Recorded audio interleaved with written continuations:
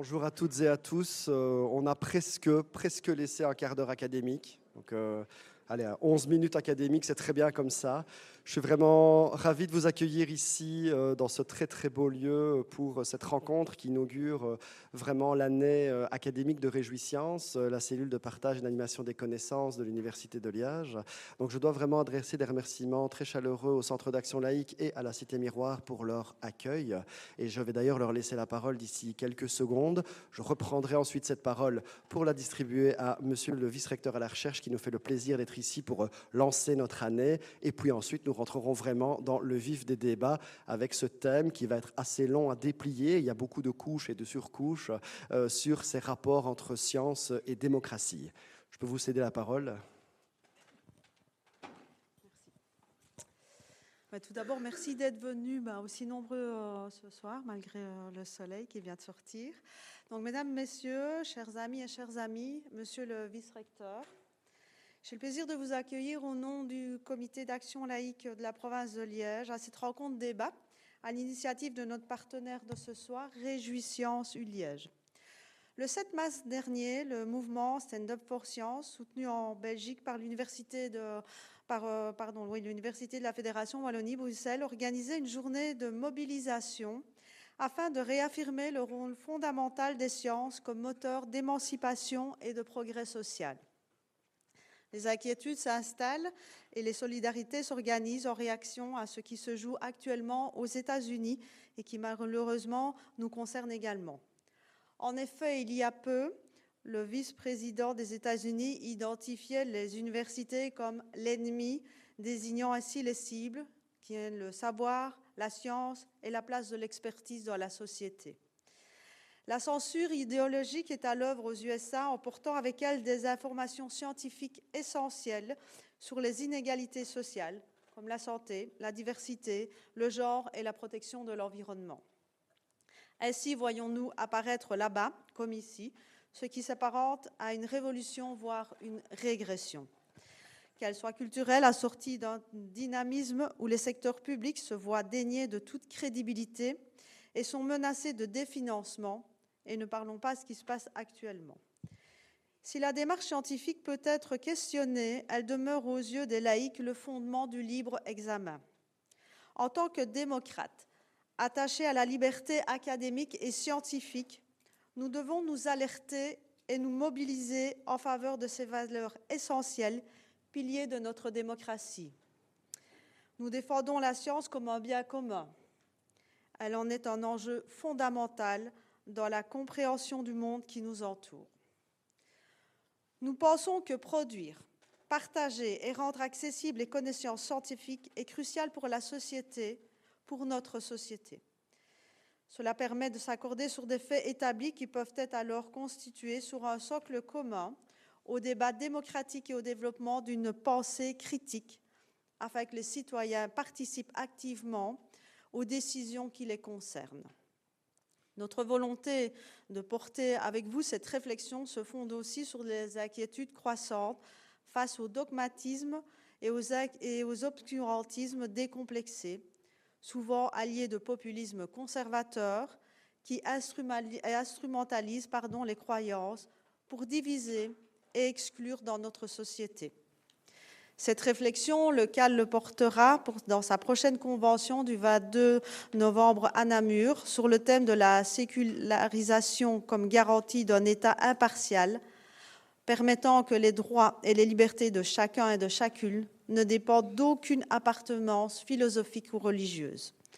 Ce rendez-vous qui se veut un moment de rassemblement de toutes les composantes du mouvement sera précédé par 2 autres rencontres semblables à celle de ce soir. Donc, je vous invite donc à déjà les bloquer dans votre agenda. Il s'agira du 2 octobre qui portera, lui, sur l'offensive réactionnaire que représentent les extrémistes et les obscurantismes par le professeur François Debras et M. François Finck. Et la seconde sera celle du 19 octobre qui portera sur le rôle de l'école publique en tant que rempart contre le communautarisme avec Roberto Galluccio et Lionel Rubin. Je compte donc également sur votre présence pour ces 2 conférences. Je ne serai pas plus longue et je vous rends la parole. Merci beaucoup. Merci beaucoup pour ces mots qui cadrent déjà assez bien la rencontre. Et sans plus attendre, je passe la parole et je le remercie vraiment très très fort de nous soutenir à notre vice-recteur à la recherche, Michel Mouchen. Merci beaucoup Thomas. Bonsoir à toutes et à tous, mesdames, messieurs, chers amis. Donc c'est en effet un grand plaisir pour moi de lancer cette nouvelle saison, si je puis dire, de Réjouissance. En préambule, quelques mots sur Réjouissance et je vais m'inspirer des notes que Thomas m'a données. Donc c'est le 25e anniversaire de Réjouissance, hein, donc c'est un anniversaire comme d'autres peut-être qui se déroule pas loin d'ici, mais celui-ci est bien sympathique ma foi. C'est bon. Alors les trois, donc Thomas m'a fait trois petits paragraphes et si je devais les résumer. Donc Réjouissance, c'est le lien entre le monde académique et la société. Donc là, Madame vient de dire à quel point les universités avaient perdu leur prestige, pour ne pas dire plus. Et je pense que maintenir, voire rétablir, voire enrichir le lien entre les universités et la société est extrêmement important. Alors ça peut paraître synonyme, mais ça ne l'est pas, c'est une autre déclinaison. Plus généralement, le lien entre la science et le citoyen. Donc c'est des choses qui peuvent paraître connexes, mais qui ne le sont pas totalement, je dirais. Le troisième point est très important, et j'y reviendrai dans quelques minutes, je ne vais pas être super long, c'est le fait que Réjouissance, ce n'est pas uniquement de la vulgarisation, de la transmission. C'est clair qu'il y a beaucoup de débats, beaucoup d'émissions de télé qui font de la transmission des savoirs. On a tous connu ça selon nos générations, génie en herbe ou ce genre de choses. Mais les dispositifs qui sont mis en place par Réjouissance favorisent réellement l'interaction, l'appropriation, une sorte de rôle actif du public par rapport au savoir scientifique, et ça me paraît vraiment fondamental. Alors c'est un thème qui est je pense qu'on pourrait aborder ce thème-là de 20 façons différentes. Hein. Et clairement, on est tellement préoccupé par ce qui se passe que automatiquement, on l'aborde par le biais qui vient d'être énoncé. Je ne vais évidemment pas déflorer ce que les orateurs vont dire. Le film qui sera projeté ce soir, et moi je ne pourrai pas y aller malheureusement, mais j'espère que vous irez, c'est un film Les Marchands du doute. C'est un film qui parle vraiment des théories du complot, hein, qui vont saper les choses que le public, les conceptions que le grand public peut avoir à propos de la science. Ce qui est frappant, je n'ai pas encore vu, j'ai essayé de lire le synopsis, mais c'est un film de 2014. Et donc, ce que vous allez voir ce soir, je pense que vous pouvez le multiplier par 5 dans la dérive et l'excès, puisque le Covid a été un accélérateur considérable pour les théories du complot, non seulement vis-à-vis des vaccins, etc., mais il y a une sorte de... Vous savez, les théories du complot, il y a une sorte de contagion, donc elles sont toujours liées les unes entre les autres. Donc, c'est vraiment important. Alors, moi, je suis médecin, je suis vice-recteur depuis 3 ans, mais je suis médecin et je me suis beaucoup occupé de VIH, SIDA. Et je peux vous dire que je me suis frotté à tous ces trucs depuis très, très, très longtemps. Le VIH n'existe pas. C'est un truc qui a été fabriqué pour tuer les personnes des pays du Sud. Les firmes pharmaceutiques ont créé de toutes pièces le virus pour nous vendre des antirétroviraux, etc. Puis évidemment, je l'ai rencontré avec le Covid, où j'ai vécu ce qu'étaient les vagues de Covid à l'hôpital, et j'en garde un souvenir particulièrement vif. Et donc, se battre pour essayer de convaincre que les vaccins, malgré tout, sont une solution. Et pour vous dire à quel point je suis sensible à ces thèmes, pas plus tard que hier soir, j'en ai parlé avec mes co-orateurs, nous fêtions la défense de thèse dans un bel établissement qui s'appelle le Bike and Wine à Esneux, d'une de mes très, très, très, très brillante doctorante, Majdouline El Moussaoui, qui a décroché une bourse du BAEF, Belgo-American Educational Foundation, pour aller au NIH. Eh bien, cette bourse lui a été retirée pour des raisons mystérieuses, parce que sa recherche, quand bien même c'eût été une recherche problématique, problématique aux yeux de ces personnes, c'eût été scandaleux, mais en l'occurrence, c'était quelque chose qui me semblait absolument... La bourse a été retirée, donc elle n'a pas la bourse du BAEF. Et donc son laboratoire américain tient vraiment à la voir, à accepter de la financer, mais elle n'a pas son visa. Donc vous voyez, c'est des histoires incroyables qu'on n'aurait jamais cru vivre, à tel point, et ça c'est fascinant, publiquement, dans la séance des questions-réponses, on a fait allusion à ça, j'ai bien vu qu'elle regardait autour d'elle pour essayer de voir si quand même ce qu'elle allait pouvoir répondre ne serait pas... Parce qu'elle a quand même envie de partir, hein, Marjouline, donc on est dans une situation difficile. Bref, encore quelques mots. Donc, j'ai vu dans Nature il y a quelques jours un bouquin qui vient de sortir qui s'appelle Science Under Siege, la science en état de siège, et il résume les 5 forces puissantes qui sont en train d'étrangler la science en général, et ils appellent ça les 5 P. Donc les plutocrates, donc ceux qui ne savent pas ce que sont les plutocrates, ce sont des gens riches qui utilisent leur richesse à des fins de pouvoir politique. On en connaît, hein, on en connaît certainement. Petrostates, évidemment, ça fait beaucoup plus référence au réchauffement climatique, mais ce sera une thématique du jour. Pro, parce que vous allez toujours trouver, on en connaît mais on n'en citera pas, des professionnels, entre guillemets, d'un domaine qui utilisent le crédit dont ils jouissent par leur position académique pour distiller des choses fausses, évidemment, c'est le plus pervers, hein, souvent des fins financières.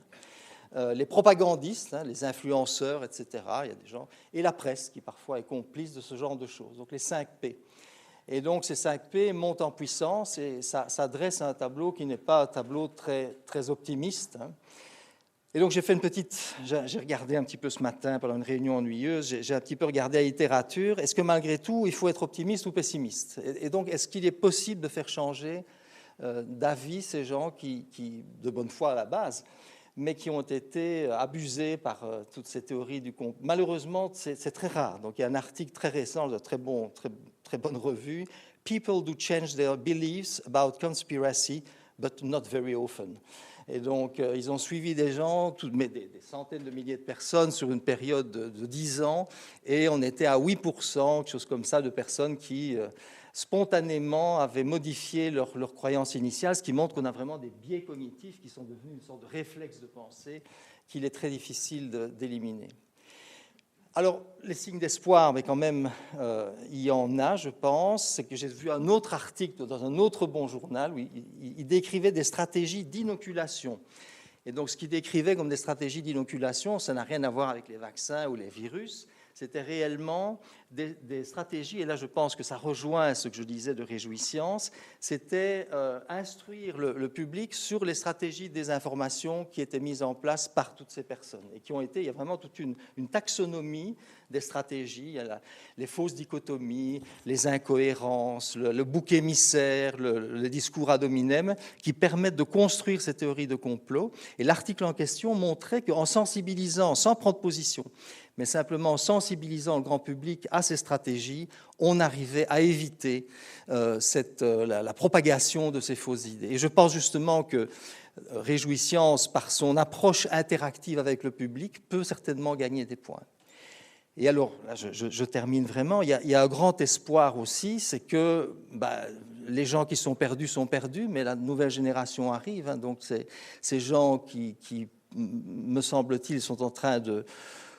Ces plutocrates qui contrôlent le monde, ils seront remplacés par des gens plus jeunes, et c'est probablement la jeune génération qui représente un espoir dans cette situation, et indiscutablement, un des publics cibles de Réjouissance, ce sont les jeunes, c'est l'éducation scientifique des jeunes, et je crois que c'est tout à fait fondamental pour le futur, qui à mon avis à court terme n'est pas rose, mais je suis un optimiste fondamental, et j'espère que de meilleurs jours viendront.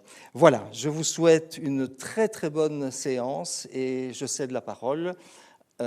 Dans l'ordre, qui va parler après moi? Enfin, toi peut-être, mais oui. C'est Pierre après, je ne sais pas. Oui. Merci beaucoup.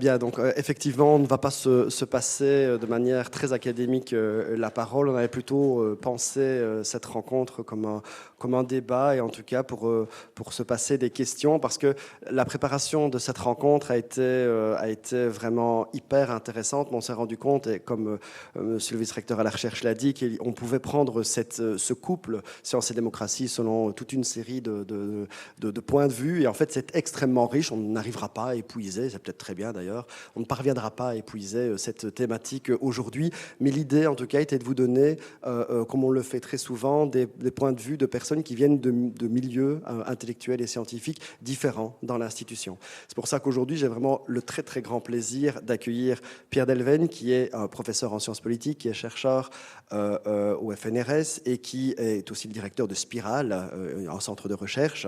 Le très grand plaisir aussi d'accueillir Florence Keimax, qui est professeur, on tourne beaucoup, hein, qui est professeur de philosophie en faculté de philosophie et lettres et qui est aussi la conseillère de la rectrice à l'éthique et aux politiques d'égalité.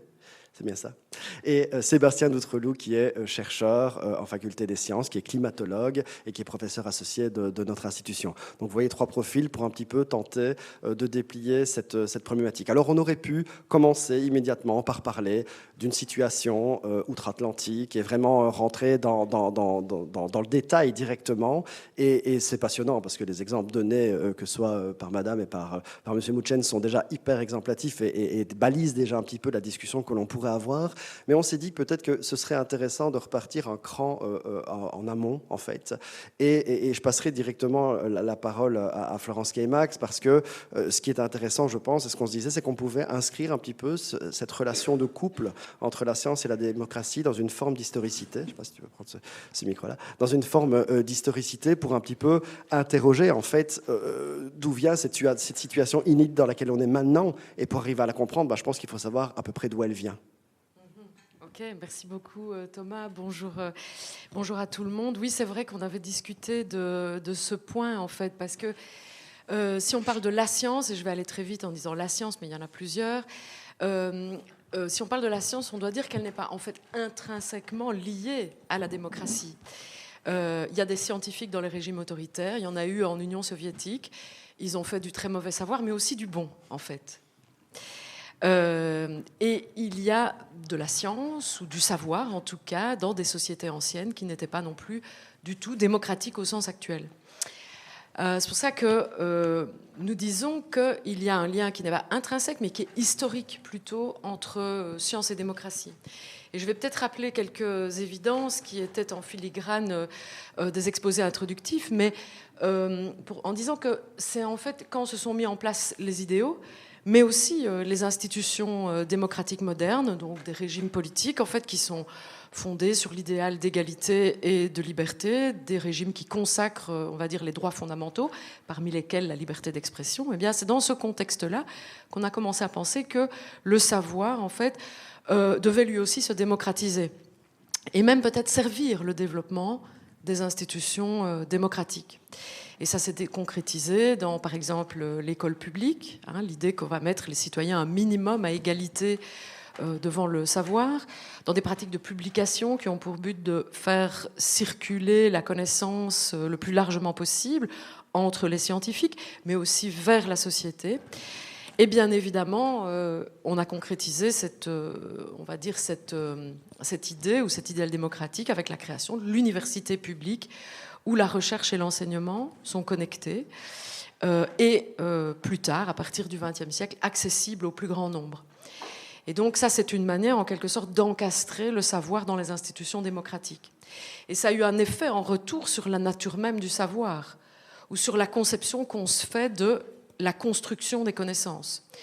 Donc en retour, la pratique de la science, elle va être aussi façonnée par les institutions démocratiques et même par ce que les philosophes appellent les dispositions démocratiques, les manières d'être, les manières de chercher, les manières de se relier les uns aux autres. Et donc, on a l'idée que la liberté d'expression, la liberté de critique, la liberté le libre examen, une autonomie dans les choix de recherche doivent être au cœur de la recherche scientifique. Et ça, c'est bien évidemment lié au fait que l'université s'est trouvée comme encastrée dans le projet démocratique et s'est trouvée placée au nombre des institutions démocratiques. Voilà. Et en fait, ce dont je suis en train de parler, ce n'est rien d'autre que ce qu'on appelle la liberté académique. Voilà. Oui, tout à fait. Si je prolonge un tout petit peu, c'est qu'on s'est quand même posé cette question tous les deux de est-ce que c'est choquant en fait qu'un pouvoir politique aussi puisse planifier d'une certaine manière de la recherche. Et là, tu avais l'air de dire que c'était pas tout à fait... C'est pas quelque chose qui, toi, te choquait, parce qu'il fallait que ça permettait aussi, si je ne déflore pas la discussion, c'est que ça permettait aussi de garder une forme de pluridisciplinarité, en fait. Je sais pas si tu peux un petit peu prolonger là-dessus. Oui, en fait, c'est un peu une complication du propos que je tenais et auquel je dois ajouter qu'en gros, ce qu'on a construit, au fait, c'est une sorte ou une forme d'autonomie ou d'indépendance de la recherche scientifique à l'égard des pouvoirs politiques et religieux. Bon, ça, je pense que tout le monde est plus ou moins au clair là-dessus. Mais on pourrait dire, mais est-ce que la recherche, elle est vraiment indépendante de ce point de vue? Parce que quelque part, est-ce qu'elle n'est pas connectée de toutes parts, notamment aux puissances économiques, notamment enfin, au monde économique, quoi, à l'économie comme elle va. Et ça, c'est un point qu'il est nécessaire de souligner et qui nous ramène à une histoire un peu plus récente, qui remonte, je crois, aux années 50, en fait, au contrat social qui est passé après la Deuxième Guerre mondiale. L'idée qu'en fait, les universités et les sciences et les technologies qu'on développe dans les universités et aussi dans les hautes écoles, en fait, doivent être en quelque sorte au service du développement social et économique. En fait, c'est un levier de la puissance d'un État. Ce qui va faire que, même en étant public au départ, très majoritairement ou massivement public ou financé par les pouvoirs publics, la recherche, mais aussi l'enseignement supérieur, vont devenir en quelque sorte des moteurs de la croissance et de la prospérité qui s'est maintenue, grosso modo, jusqu'aux années, on va dire, 80 dans nos pays. En tout cas, la prospérité dite des 30 Glorieuses, je ne développe pas ça. Et ça signifie qu'il a fallu au pouvoir public trouver une manière de connecter l'université à l'économie sans l'inféoder à l'économie. Et ça, je pense que c'est un point très très important. C'est la raison pour laquelle le FNRS, par exemple, qu'on a évoqué tout à l'heure, est une agence de recherche qui est en fait une fondation privée, mais d'utilité publique. C'est la raison pour laquelle on a donné beaucoup d'argent à l'université pour faire de la recherche sur fonds publics. Pourquoi ? Eh bien parce que ça permet d'acquérir en quelque sorte un moteur pour l'économie, mais un moteur que l'on protège et que l'on ne jette pas au milieu de la compétition économique. Et ça, c'est très important parce que, évidemment, si vous mettez l'université au milieu de la compétition économique, elle est complètement inféodée à des intérêts qui sont particuliers. Et l'idée du politique, vers les années 50, c'était de faire un contrat social dans lequel, bien sûr, l'université est au service de la société et même aussi de l'économie, c'est tout à fait évident, mais en même temps, elle est protégée, on va dire, des remous ou des aléas propre à cette économie. Donc elle est encore encastrée dans un projet social et en quelque sorte protégée contre, on va dire, le rapport de force ou la violence économique pure et dure. Voilà. Alors merci beaucoup d'ailleurs, parce que ça permet vraiment de se poser la question de cette situation que tu décris jusqu'il y a peu finalement, enfin qui continue de perdurer d'ailleurs quand même dans nos pays, mais ça pose la question, et on se l'est posé notamment dans les exposés introductifs, de que faire maintenant, et je vais me tourner vers Pierre, que faire, si j'y arrive, que faire quand une société abandonne finalement ce contrat social dont parlait Florence pour être objectivement dans une production d'ignorance, en fait, somme toute. Enfin, je ne sais pas si on peut le dire comme ça, c'est un peu la question que je t'adresse, c'est ici, il y a quand même un shift qui est fait, notamment outre-Atlantique, mais il y a d'autres lieux quand même du monde où c'est le cas, où il y a la volonté d'éradiquer des pans entiers du savoir, on y viendra avec Sébastien par la suite, mais d'éradiquer vraiment des recherches parce que ça ne plaît plus à une idéologie, à une doxa qui est portée par un État. Je sais pas si... Merci beaucoup et merci pour l'invitation. Je vais répondre à ta question, Thomas. Juste en introduction, dire que par rapport à la thématique science et démocratie, un couple en crise, j'ai envie de dire que c'est un couple qui a toujours eu des relations assez tumultueuses. Et j'ai envie d'introduire l'idée que c'est très sain, en réalité, que ces relations soient tumultueuses, parce que ça permet de déplier un certain nombre de questions, qui sont des questions liées à ce qui confère une autorité à un fait scientifique, mais ce qui confère aussi une autorité ou une légitimité à une décision politique. Et donc, c'est très intéressant de se poser la question et peut-être d'historiciser un petit peu le moment dans lequel on est pris, pour le moment, et de voir aussi que les menaces sur la liberté de la recherche, dont Michel parlait en introduction, et que Florence vient de prolonger, mais c'était des menaces, effectivement, la liberté de la recherche était déjà mise en danger parce que une partie de la recherche était inféodée aux dynamiques de marché. Et donc, je dirais que la recherche a toujours été habituée, ou une certaine forme de recherche, à faire l'objet de menaces, de tentatives d'être orientée. Et d'ailleurs, quand on parle de recherche, on parle de plein de choses différentes. On peut parler de recherche dite fondamentale, non orientée. Ça veut dire que les scientifiques de sciences humaines et sociales, comme de sciences de la vie ou de sciences appliquées, décident eux-mêmes des sujets qu'ils veulent traiter, décident aussi de la manière dont ils vont les traiter, de leur méthode de recherche. Et parfois, il y a aussi de la recherche dite plus orientée ou appliquée, parce qu'elle s'appuie sur des corpus de connaissances patiemment consolidés pour essayer d'appliquer les résultats de la connaissance scientifique à peut-être des innovations qui vont être le moteur, on l'espère, de croissance économique, de bien-être social. Ce n'est pas toujours le cas, malheureusement. Donc ça, c'est un deuxième type de recherche. Un troisième type de recherche, ça peut être de la recherche qui est orientée par des défis sociétaux. Sébastien nous parlera du changement climatique. Forcément, c'est un vaste défi autour duquel on réorganise aussi des financements de la recherche. Ça peut être plein d'autres choses. Ça peut être aussi les efforts de recherche qui ont été faits pour développer des vaccins pendant le Covid. C'était un exemple clair de recherche basée sur de grands défis sociétaux auxquels la science doit essayer de faire face. Et puis, il y a de la recherche-action aussi, directement liée à parfois la recherche activiste, ça existe aussi. Et pour revenir à ta question, Thomas, sur les formes d'ignorance, en fait, il y a différentes formes d'ignorance. Celle dont on parlera ce soir, c'est de l'ignorance, Michel en parlait aussi, liée à des complots. C'est la manière dont des industriels puissants et au portefeuille bien pourvu utilisent leurs moyens financiers pour engager les scientifiques qui vont entretenir le doute par rapport à un consensus scientifique. Par exemple, la nocivité du tabac, par exemple, la toxicité de certains produits chimiques, etc., etc. On a plein de cas autour de nous où les scientifiques, il y a débat, parfois il y a un vrai débat sincère, et parfois c'est simplement des scientifiques payés très cher qu'on engage pour essayer d'entretenir le doute et d'attaquer le prestige d'autres scientifiques. Donc ça, c'est de l'ignorance délibérée. Après, il y a aussi ce qu'on ne sait pas. Et parfois, on sait ce qu'on ne sait pas. Je ne sais pas, moi je ne suis pas du tout un spécialiste de la matière noire. Par exemple, je sais que la matière noire, il y a beaucoup d'interrogations sur ce qu'est la matière noire, comment elle se forme, ce que ça veut dire, etc. On sait qu'on ne sait pas ça. Il y a aussi des tas de choses qu'on ne sait pas qu'on ne sait pas. Et ça, c'est assez intéressant aussi de voir la logique. L'ignorance, elle est aussi productive, elle est générative de toute une série de questionnements.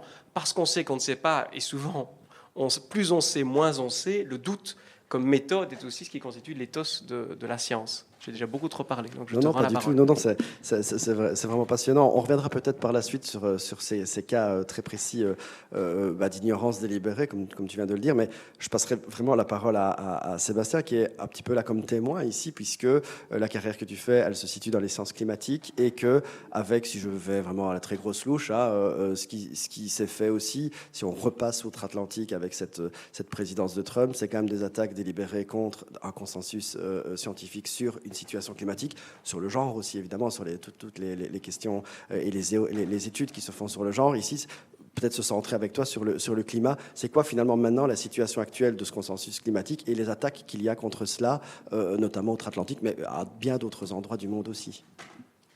Mais le consensus climatique, il est clair et net, surtout depuis 2021, avec le dernier rapport du GIEC. Les scientifiques qui travaillent autour de ces questions climatiques ne doutent plus du tout.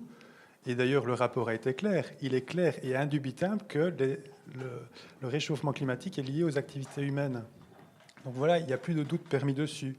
Mais alors, certains vont prendre le pli outre-Atlantique, mais ici en Belgique aussi, il ne faut pas toujours regarder outre-Atlantique. En Belgique, ça existe aussi, et même de plus en plus. Et ce sont des attaques qui viennent d'être éclairées par Florence et Pierre, d'ailleurs. Je vais reprendre leurs propos. Florence vient de dire que la science était aussi vouée à être un moteur de l'économie.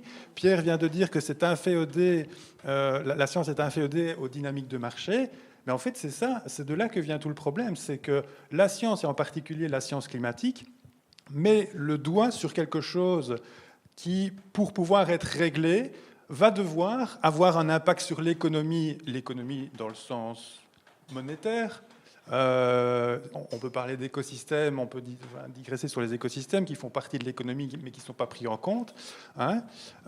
Et évidemment, si on touche au climat, on va toucher à toute une série de problèmes de marché qui dirigent pour le moment le système dans lequel on vit. Donc voilà, le consensus climatique, et scientifique autour de la question du climat est très clair.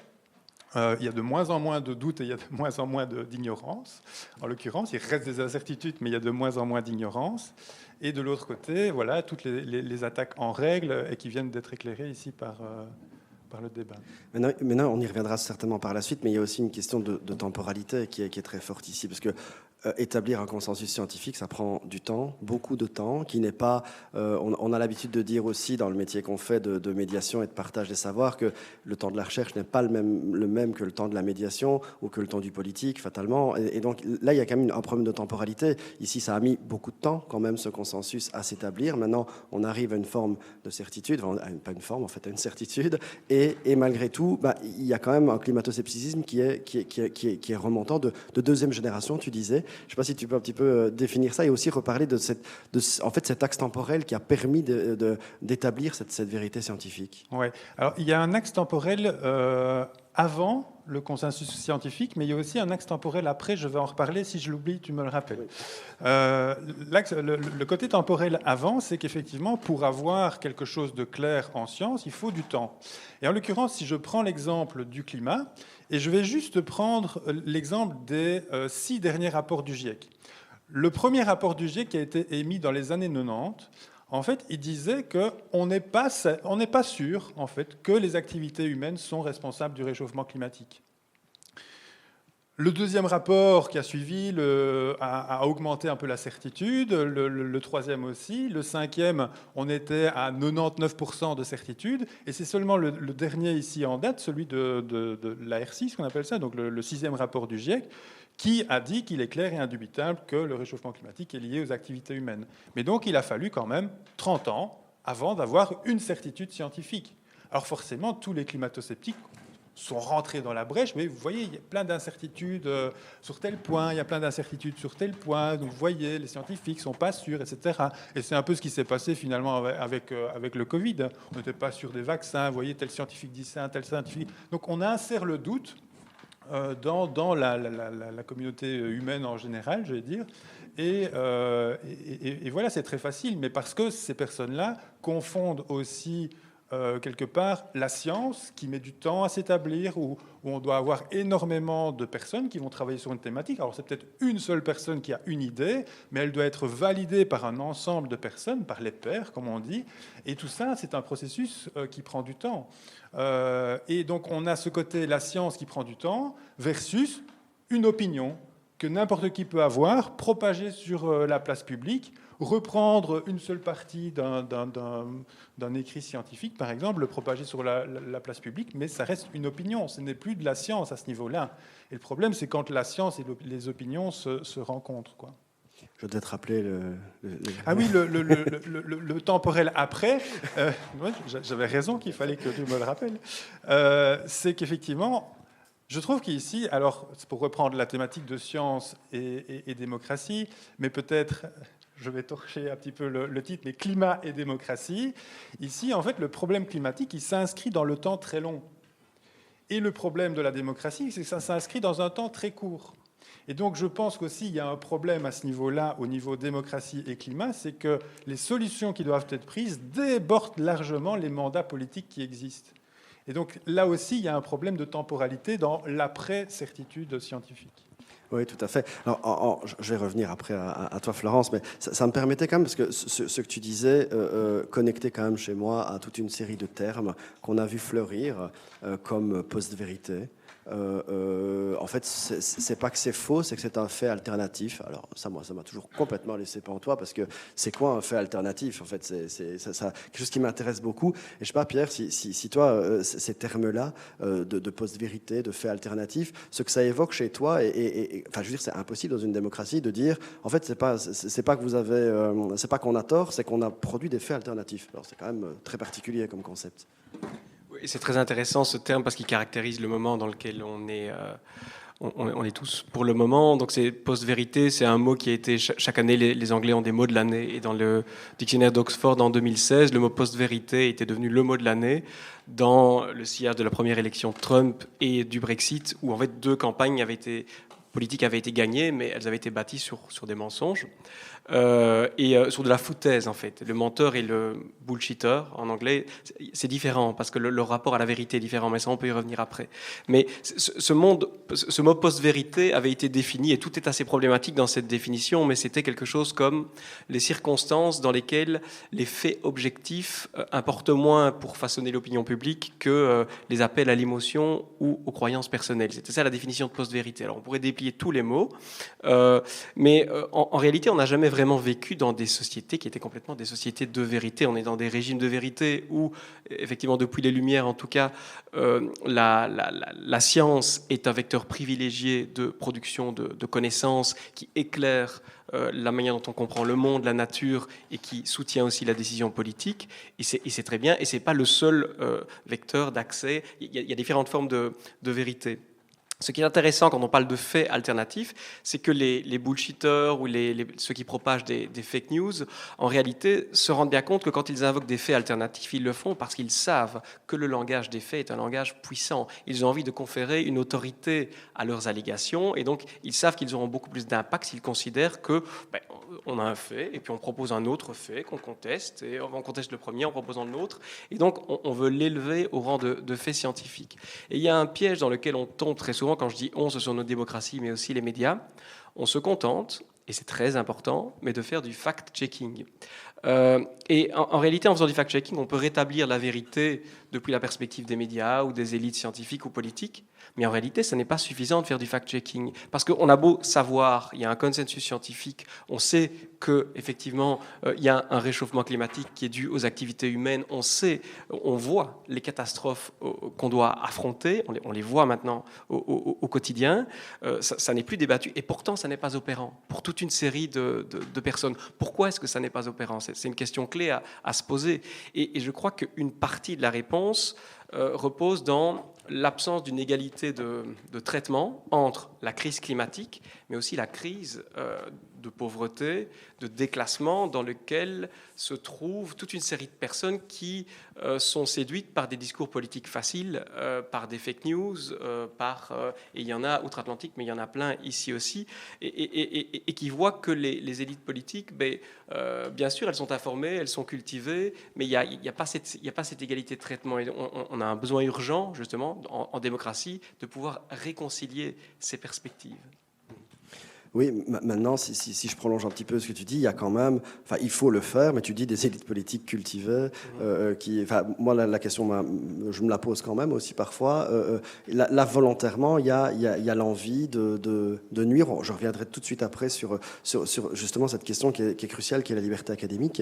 Ici, il y a quand même la volonté d'ostraciser une partie des scientifiques du climat, mais d'autres domaines, dans un projet politique très particulier.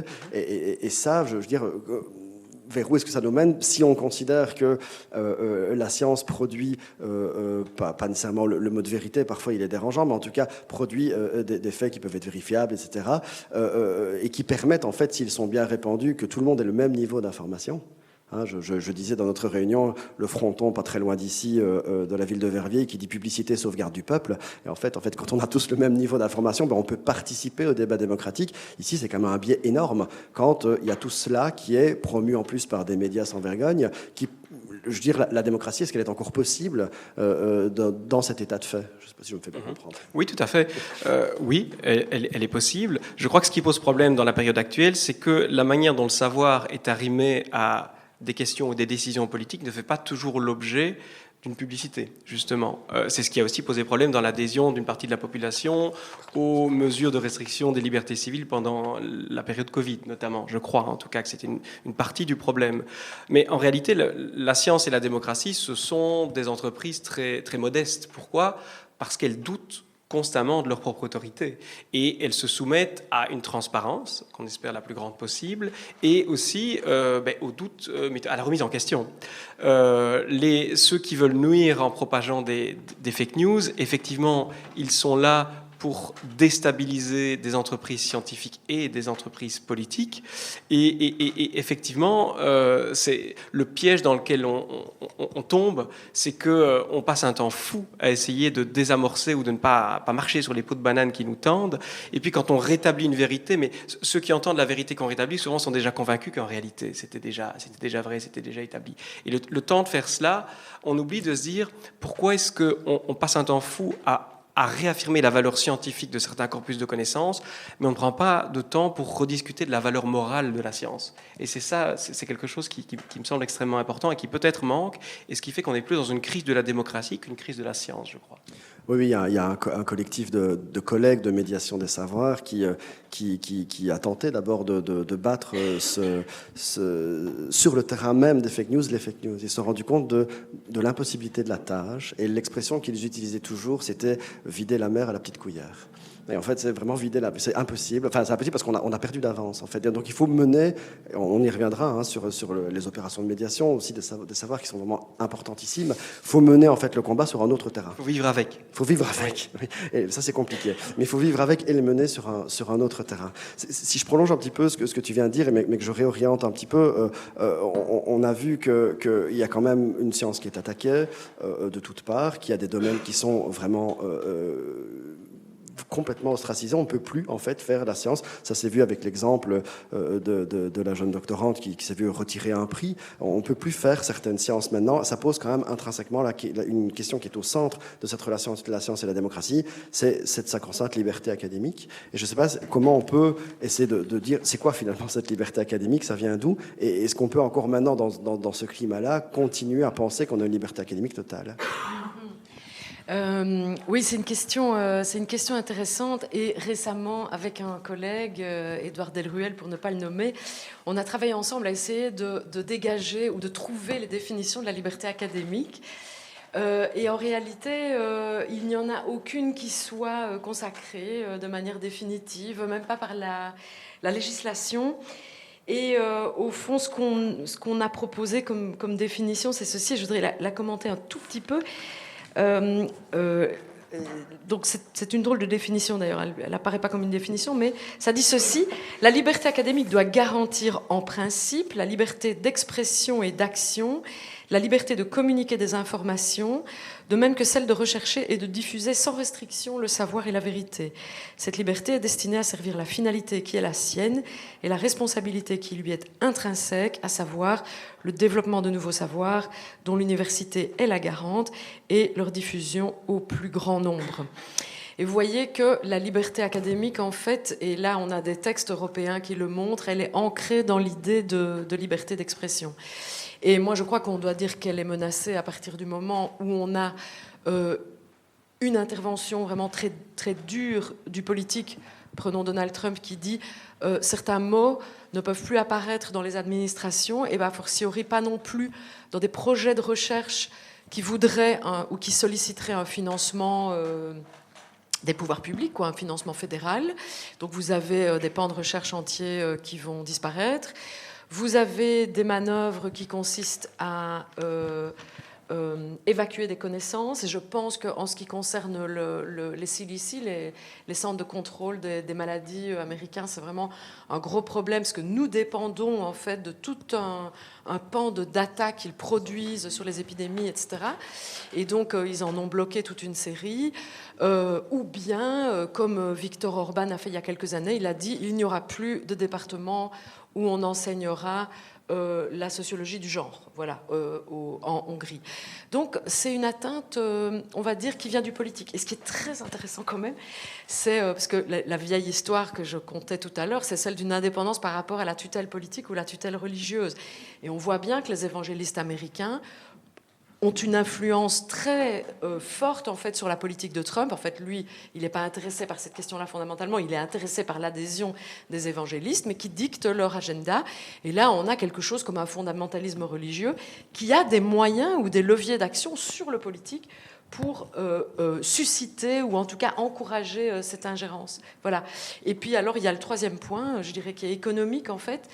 Et c'est intéressant parce que quand on cherche un peu les origines de de la liberté académique, en fait, on les trouve chez un naturaliste allemand qui s'appelle Wilhelm von Humboldt, qui, au début du XIXe siècle, a en quelque sorte donné les 4 grands principes, un géographe, qui a les 4 grands principes un peu fondateurs de ce que c'est le savoir universitaire moderne.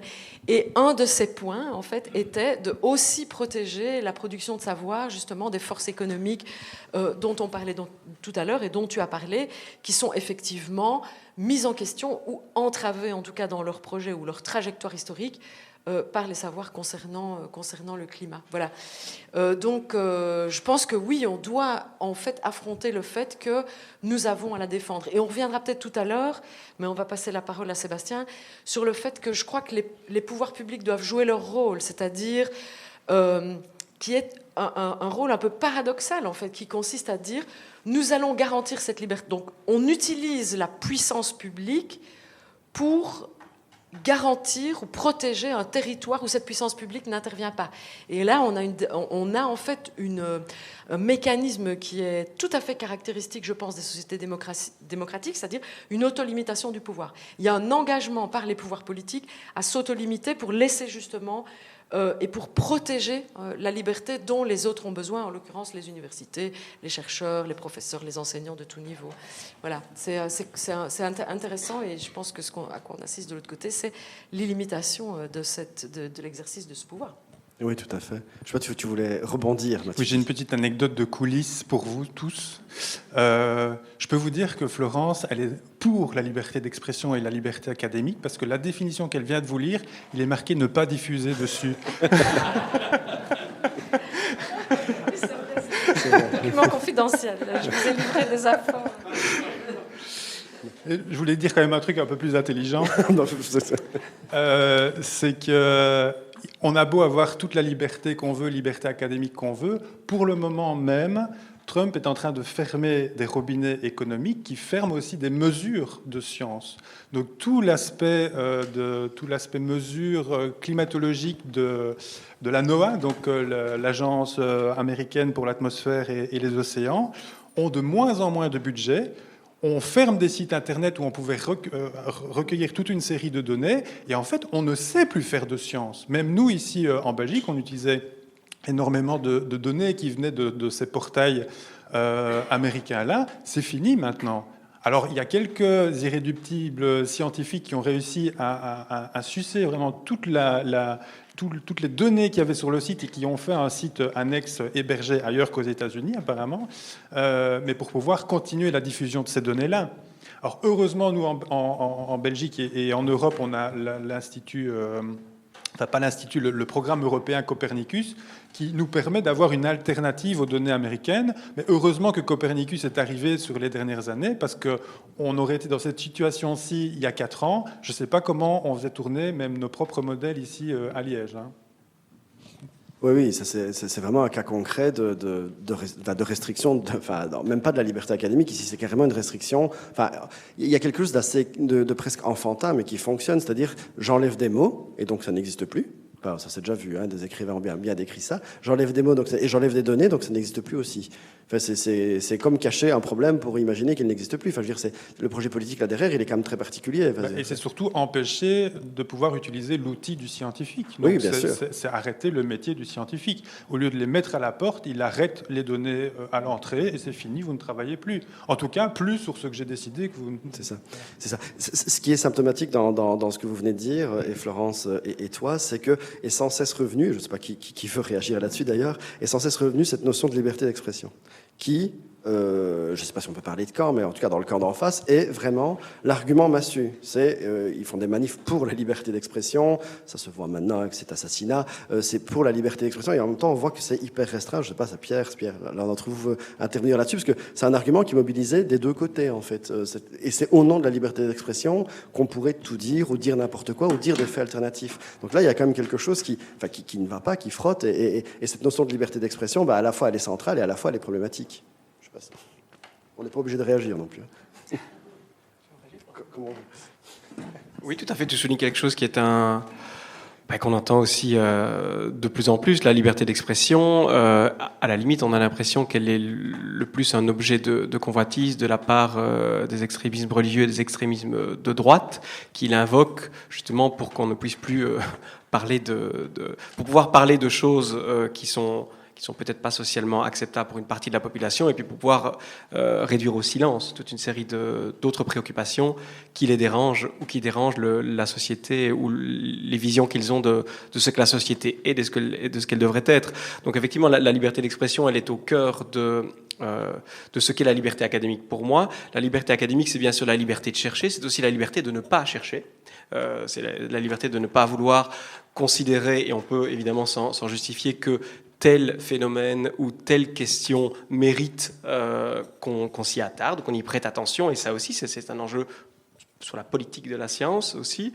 C'est la liberté de choisir ses sujets de recherche, bien sûr, de pouvoir communiquer aussi à propos de sa recherche, de la manière dont on le souhaite. Ça peut être dans des revues scientifiques, ça peut être aussi dans le cadre de conférences de différentes sortes, au grand public, ça peut être, il y a différents formats, ça peut être la liberté de publier ou non, c'est résultat. Donc il y a toute une série d'aspects qui touchent à l'indépendance et l'autonomie des chercheurs, qui, en plus de la liberté d'expression, il me semble. Oui, tout à fait. Je ne sais pas si vous voulez. Bah oui, moi j'ai peut-être quelque chose à dire là-dessus. Je trouve que c'est une question qui est tout à fait tricky, et qu'il nous faut un petit équipement, un petit kit pour savoir comment on résiste en fait à cette, comment est-ce qu'on pourrait dire, à cette récupération en fait de la notion de liberté d'expression.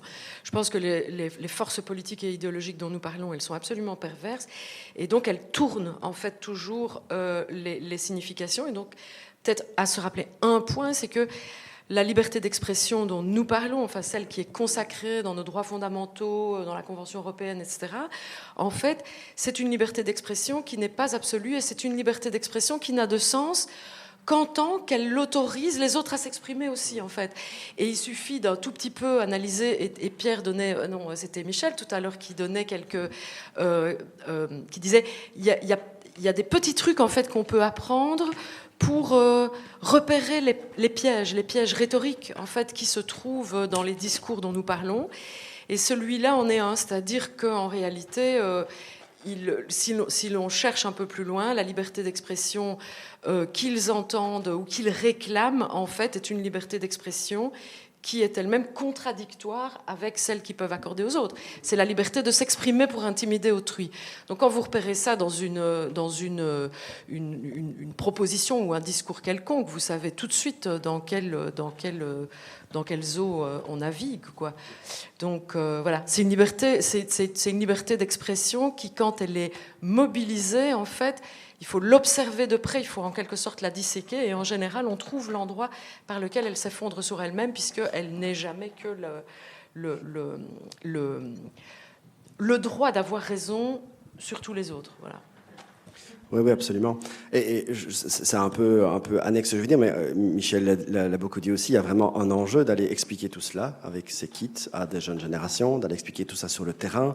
Alors, on est quelques acteurs à le faire. L'Université de Liège le fait énormément, d'ailleurs. Il y a beaucoup d'opérateurs, beaucoup d'acteurs, beaucoup de musées qui font ça au quotidien. Alors, on voit bien que c'est pas suffisant, enfin, qu'on fait jamais assez, et qu'il faudrait le faire beaucoup plus. Mais cette question de la médiation des savoirs scientifiques, elle est essentielle. Et justement, moi, je m'interroge quand même sur la manière dont, nous on le fait depuis des années dans un service de partage des connaissances, mais de la manière dont ça peut se faire et dont ça se fait maintenant sur des sujets qui sont devenus aussi problématiques que le climat. Et je ne sais pas, c'est peut-être une question que je pourrais te poser, Sébastien. Je sais que tu vas sur le terrain, que tu rencontres des jeunes. Ça se passe comment? Est-ce que tu as de plus en plus des réticences, des gens qui te disent ça n'existe pas? Par exemple, je prends vite encore une minute, parce qu'après on laissera des questions à la salle, mais très souvent, on organise, nous, chaque année, l'anniversaire de Darwin, le 12 février 1809. Enfin, chaque année, le 12 février, on fait l'anniversaire de Darwin. Et en fait, ça n'est jamais arrivé dans toutes les conférences qu'on fait qu'il y ait quelqu'un qui lève la main. Peut-être qu'il y a d'autres questions comme les frontières sociales aussi qu'il n'ose pas. Il n'y a jamais personne qui a levé la main pour dire l'évolution, c'est n'importe quoi, ça n'existe pas, c'est ceci, c'est cela. Les collègues qui font ce travail avec des jeunes générations aussi dans les musées disent que ça n'arrive quasi jamais aussi. Mais je sais, par exemple, parce qu'on parlait de Stephen Jay Gould avec Florence, quand on a préparé un peu l'entretien, qui est un très grand vulgarisateur, très grand scientifique américain, lui, il expliquait que ça lui arrivait tout le temps. Des gens qui remettaient en cause comme ça ce fait scientifique qui est établi. Et donc, est-ce que toi, dans les publics que tu croises, d'abord, quels sont-ils? Et est-ce que c'est quelque chose que tu perçois? Est-ce qu'il y a de la réticence? Est-ce qu'il y a vraiment des gens des jeunes qui sont mobilisés contre une certitude scientifique que tu leur amènes? Alors non, c'est vrai que je voyage beaucoup et surtout en ce moment, je pense que j'ai une conférence par semaine jusqu'à fin décembre. Donc effectivement, je voyage beaucoup. Et ce matin, j'étais justement dans une école primaire à Osny, à Esneux, pour justement répondre à toute une série de leurs questions. Mais je n'ai jamais eu une seule fois, j'ai eu un climato-sceptique qui est venu me confronter. Mais voilà, sur le nombre de conférences que je peux faire, voilà, il n'y en a pas beaucoup. Mais peut-être aussi parce que justement ces conférences sont ciblées, qu'elles intéressent seulement peut-être une petite partie du public. C'est ce que disait Pierre tout à l'heure. Il y a une espèce de scission sociale. Est-ce que ce que tu disais aussi finalement, parce que pour pouvoir analyser le discours d'un politique, il faut aussi un background sérieux derrière. Donc voilà, moi j'ai jamais eu ça, mais par contre, en tant que scientifique, je trouve qu'on doit sortir de la grande expression, la tour d'ivoire de l'université, sortir le savoir de l'université pour justement ne pas que ce savoir reste entre nous. Donc ça, c'est un peu mon expérience personnelle. Mais par contre, quand je regarde ailleurs, je trouve que, et encore une fois, ce n'est pas une étude scientifique que je vais vous raconter là, c'est juste sur base de ma vision des choses et de l'expérience que j'ai eue, je trouve que jusqu'en 2015, on a eu beaucoup de climato-scepticisme de première génération. Je l'ai expliqué ou pas finalement ça? Non. Non, ah ben, je vais l'expliquer. Mais ça, je ne te l'ai pas rappelé. Ça. Ah bah, alors c'est quoi la première génération? Parce que tu m'as posé la question et puis j'ai digressé encore tout à l'heure. La première génération de climato-sceptiques, en gros, c'est ceux qui disent le réchauffement climatique n'existe pas, qui nient complètement le réchauffement climatique. Jusqu'en 2015, on avait plutôt cette génération-là. Voilà, à partir de 2015, je mets un cliquet autour de 2015 parce que, je ne sais pas, ça s'est un peu atténué par après, en tout cas dans mon ressenti. C'était relativement calme. On avait plutôt un retour de la science, justement, par rapport à toutes ces contre-vérités.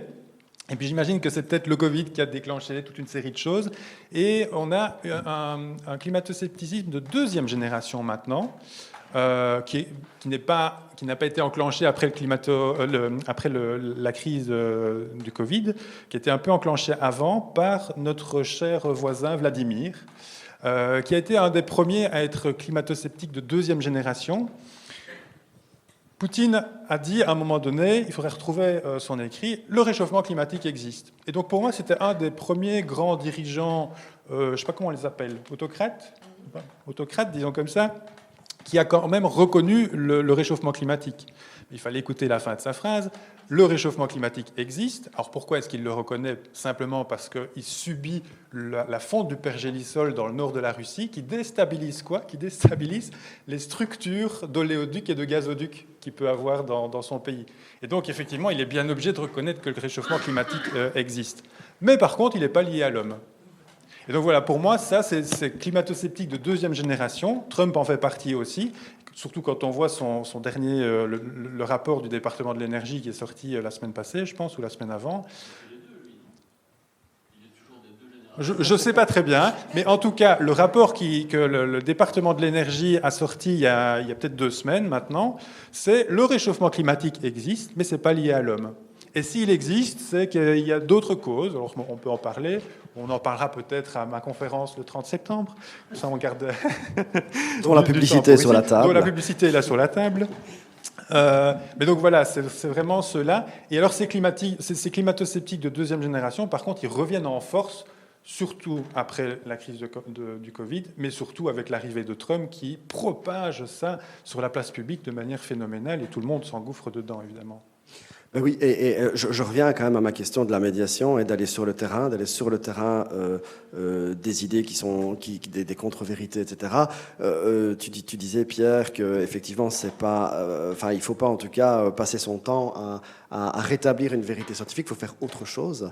Alors, je ne sais pas si dire il faut faire quoi cette autre chose, personne n'a tout à fait la solution. C'est hyper compliqué parce que je pense que nos services de médiation dans les universités, nos collègues des universités francophones de Belgique et ailleurs, évidemment, mais on les connaît mieux ceux-là, on a tous des services et on tente tous de faire ce travail-là et on tente tous d'inventer des formats, comme le disait Michel, d'inventer des formats pour faire participer, pour arriver à faire comprendre. Alors les 8%, mais je veux dire, c'est très crépusculaire pour nous d'entendre ça, que même quand on arrive à refaire un travail pour remontrer les mécanismes qu'il y a là derrière, les mécanismes de tromperie ou les mécanismes de la science, inversement, est-ce qu'on arrive vraiment à reconvaincre quelqu'un? Et finalement, où est-ce qu'il faut, sur quel terrain est-ce qu'il faudrait amener cette question de la médiation des savoirs avec les publics? Mais en fait, essayer de rétablir les faits et de contrer, forcément de désamorcer les fake news, c'est très important. Je ne dis pas qu'il ne faut pas le faire, mais on ne doit pas s'en contenter. On doit faire bien plus que ça. L'enjeu, j'ai l'impression, c'est d'arriver à créer une société de la connaissance qui soit encore plus démocratique que ce qu'elle n'est pour le moment.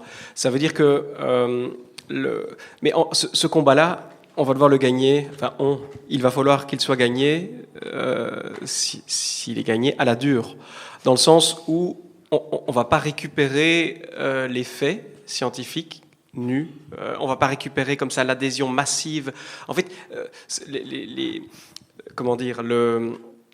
cette époque où les faits étaient moins remis en question, où la science ne faisait pas l'objet de controverses, etc. La science a d'abord toujours fait l'objet de controverses, c'est le premier point. Et cette époque-là, on ne doit pas la regretter, on ne doit pas être nostalgique de cette époque-là, on doit regarder vers l'avant. Et c'est un peu l'optimisme dont Michel parlait tout à l'heure.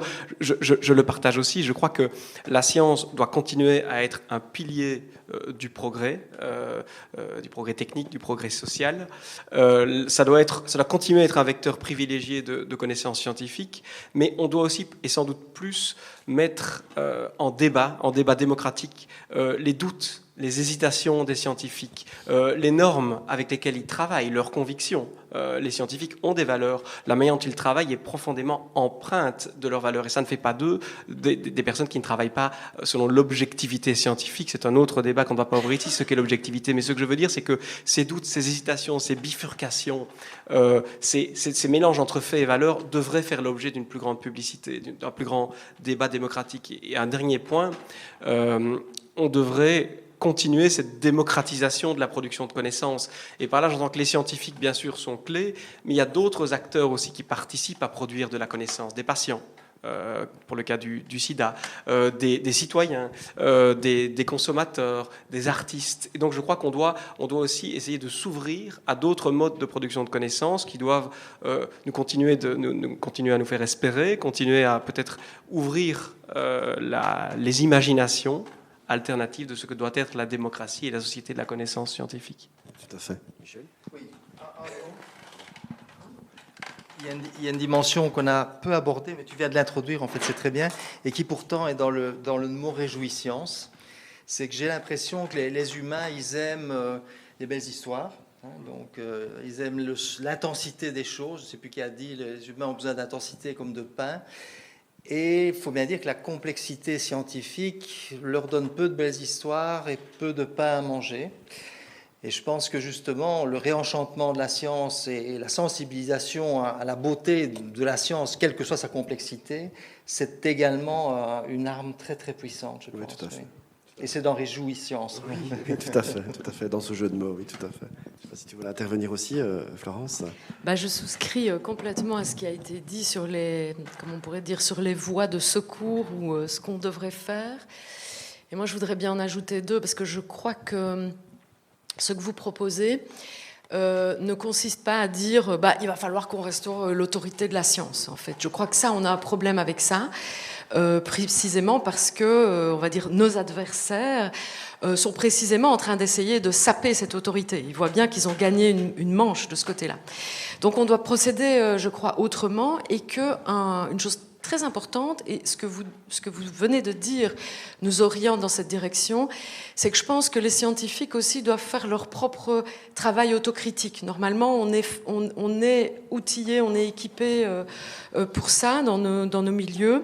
Et je dirais sur 2 points, faire un travail aussi sur eux-mêmes, sur ce que nous faisons en tant que scientifiques, pour, en quelque sorte, restaurer quelque chose comme la crédibilité, l'adhésion, et redevenir digne de confiance. Et moi, je pense qu'il y a 2 choses à faire. Alors, il y a un premier chantier qui s'est ouvert il y a environ une vingtaine d'années, qui est tout ce qui concerne l'éthique de la recherche, l'intégrité en recherche, c'est-à-dire qu'on doit pouvoir montrer avec aussi un esprit, je crois, de transparence ou de publicité dans le sens 18e du texte, dans le sens philosophique, la publicité, rendre public ce que fait la science. Ça, je pense que c'est très important, et comment on le fait.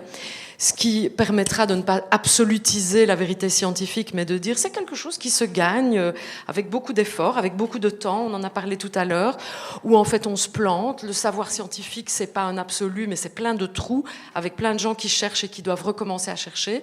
Avoir peut-être une image un peu plus réaliste de la science, je pense que c'est important.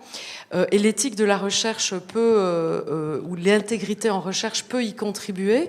C'est un sujet un petit peu technique, mais qui est important pour nous dans nos communautés. Puis il y en a un deuxième qui est en lien avec ce que Michel vient de dire sur l'enchantement. Moi, je crois qu'on doit faire aussi un examen de conscience sur quelles sont les sciences qui ont été privilégiées dans le contrat social de l'après-guerre, qui sont des sciences qui nous ont conduits à une vision, je vais dire, extrêmement technique et extrêmement aussi abstraite du monde. Et je crois que on doit, à l'intérieur des sciences, par exemple même la biologie, je dirais, faire de la place à des modèles, à des questions, à des sujets en fait qui nous aident à nous reconnecter au monde et à faire qu'on l'aime en fait, qu'on y soit vraiment attaché, parce que je pense que c'est ça qui va faire que les citoyens ils s'engagent pour la préservation de la biodiversité, pour les politiques qui vont, comment est-ce qu'on pourrait dire, qui cherchent à mitiger le réchauffement climatique, et aussi pour aborder les questions de justice environnementale. C'est-à-dire, est-ce qu'on peut aujourd'hui avoir des sciences en fait qui nous connectent au monde plutôt qu'en quelque sorte de nous en dégager par l'abstraction. Et ça, je pense qu'on a besoin aussi de travailler en ce sens. Il y a une philosophe qui s'appelle Haraway, que j'adore, et qui fait ça, et qui dit, quand on regarde le monde des virus, c'est absolument passionnant, ça nous change la vision qu'on a du monde autour de nous. Voilà. Tu voulais intervenir, Sébastien ? Oui, parce que dans toutes ces solutions, je trouve qu'il en manque une, et qui fait partie justement des 3 rôles de l'université. On a la recherche, on en a parlé, la liberté de la recherche académique, etc. On a le service à la communauté, ça, donc faire des conférences, faire des débats comme ceci, réjouissance, mais il manque l'enseignement. Et l'enseignement, je pense, est quand même une clé justement de tout ça, parce que c'est aussi permettre de former les générations futures, notamment à la critique scientifique. Oui, totalement. C'est comique qu'on vienne sur ce terrain-là, parce que sur l'enchantement, sur le fait aussi qu'on doit reconnecter, parce que c'est un travail qu'on a on a mis en chantier il y a quand même quelques années, notamment grâce aux collections universitaires, parce que ça permettait d'avoir une matérialité. Donc, quand les curateurs et quand les gestionnaires de collections ne hurlent pas, ou alors on ne leur dit pas, on laisse toucher les collections, évidemment, enfin il y a certaines, c'est très facile, et ça permet aussi d'avoir une reconnexion et de raconter une histoire, peut-être de réenchanter aussi les objets permettent ça. Aussi, et ça connecte à ce que Pierre disait, moi j'avais été totalement, et je pense qu'on l'avait tous été au service, tous mes collègues sont dans la salle, moi j'avais été tout à fait marié, on va utiliser ce mot-là parce qu'il est poli, par un scientifique français, Étienne Klein, pour ne pas le citer, qui avait dit en pleine crise du Covid, tout ça c'est de notre faute, c'est parce qu'on n'avait pas à montrer la recherche, on n'avait qu'à montrer la science. Et je trouve que c'est une ânerie absolue. Il ferait peut-être mieux d'écrire ses livres tout seul d'ailleurs, mais en fait ça ne va pas, parce que dire ça c'est qu'il ne faudrait pas montrer comment ça marche, et ça pose la question de l'autorité, il faudrait dire en fait c'est comme ça. Et c'est vraiment l'inverse qu'on essaie de faire en permanence, c'est-à-dire de montrer ce qu'il y a derrière et de montrer que c'est une aventure qui trace un horizon de véridicité, la science, de vérité, qui ne cesse de bouger, où il y a des cul-de-sac, des doutes, des choses qui ne fonctionnent pas et qu'on abandonne. Et donc ça revient aussi sur montrer l'arrière de la cuisine, en fait, et pas toujours dire, en fait, c'est comme ça et c'est comme ça parce que c'est comme ça. Et donc ça, c'est un travail de très très longue haleine, mais c'est comique que vous avez, sur ça on n'a pas du tout préparé, c'est comique que naturellement on soit venu sur ces points-là, sur le fait de réenchanter, sur le fait d'ancrer, de raconter des histoires, peut-être sur la base d'une matérialité, et aussi sur le fait qu'il faut montrer en fait ce qu'il y a derrière, et pourquoi la science, c'est une aventure qui est humaine, en fait, et qu'on se trompe, et qu'on parfois, il faut changer de voie, etc. Je sais pas si... J'avais juste ça à dire. Bien, je pense qu'on va clôturer cet entretien. C'était, de mon point de vue, assez passionnant. Merci. Et je sais pas, je laisse. Et donc, j'avais encore quelques petits messages à vous transmettre. Le fait qu'il y a la programmation, effectivement, il y a les rendez-vous, la conférence de Sébastien, les rendez-vous que Pierre vient de vous donner. Il y a de l'information sur la table qui est là, je vous encourage à vous servir. Il y a le programme du cycle sur la sécularisation du CAL. Il y a aussi, là, il faut flasher le QR code parce que c'était un petit peu trop, il y a trop de papier à mettre. Et donc, on a renvoyé vers notre site en ligne à Réjouissance avec tous nos prochains rendez-vous, notamment un rendez-vous de science vraiment qui va sur la place publique. C'est la semaine prochaine au sein de la galerie Médiacité. C'est la nuit des chercheurs et des chercheuses qui va vraiment travailler la thématique du One Health, donc une seule santé, qui part de l'idée que la santé des humains elle est intrinsèquement liée à la santé de l'environnement et des animaux. Et donc il y a une dizaine de stands, toujours très interactifs, en plein cœur de la galerie Médiacité. Donc le but là aussi est d'aller toucher un public qu'on ne touche pas toujours ou jamais. Et donc c'est vraiment cette idée-là. Il y a plein d'autres rendez-vous. Je vous encourage vraiment à nous rejoindre et à nous rejoindre d'ici 1h10 pour les plus courageux au Grignou. Puisque, comme Michel l'a dit, il va y avoir la projection de ce documentaire qui est vraiment issu des travaux d'une scientifique américaine qui est passionnante, et je vous encourage vraiment à lire ses ouvrages, qui est Naomi Oreskes, et qui travaille vraiment sur les liens très, très, très incestueux et compliqués entre la grande industrie et certains scientifiques, et on en a un tout petit peu parlé, je ne dévoile pas cela plus, et on aura en plus la chance d'avoir de nouveau une petite introduction par Sébastien, Florence et Pierre, que je remercie encore une fois pour leur disponibilité. Merci à tous et à tout à l'heure, j'espère.